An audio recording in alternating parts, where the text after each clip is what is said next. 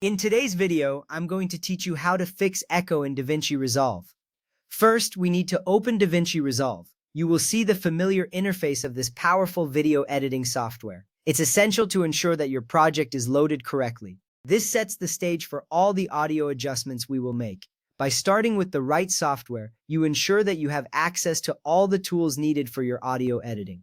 Once the program is open, you'll be ready to dive into the audio settings. Next, click the Fairlight page, which is represented by a music note icon at the bottom of the screen.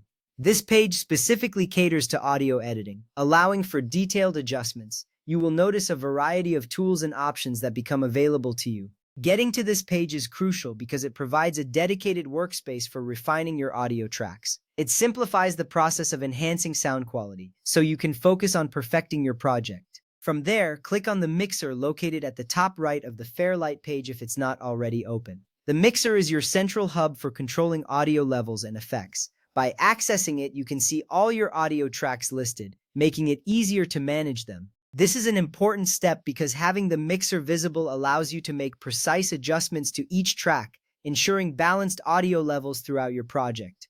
Now find your audio track, labeled Audio 1. This track contains the audio you want to fix. It's essential to identify the correct track to apply the necessary changes effectively.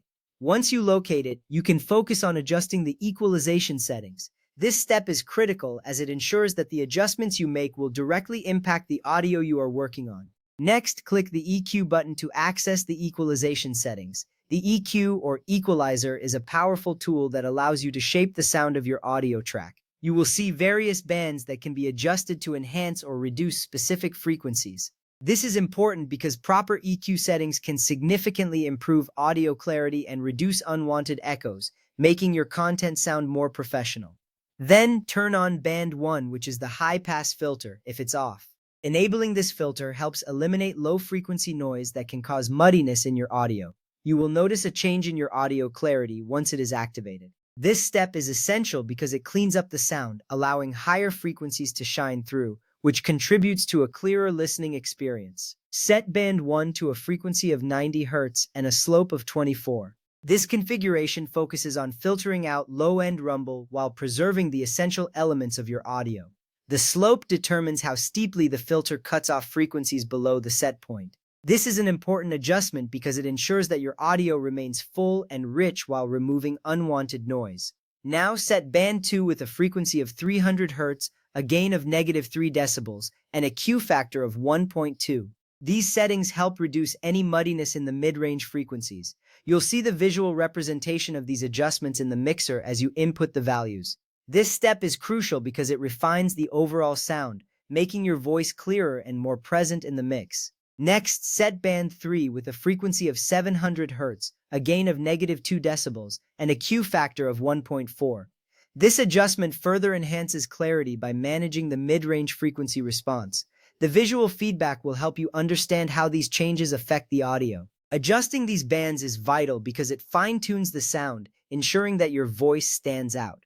Then, set Band 4 with a frequency of 2500 Hz, a gain of +2 decibels, and a Q factor of 1.0. This setting boosts the higher frequencies, adding brightness to your audio. You may notice how this adjustment can enhance the overall presence of your voice.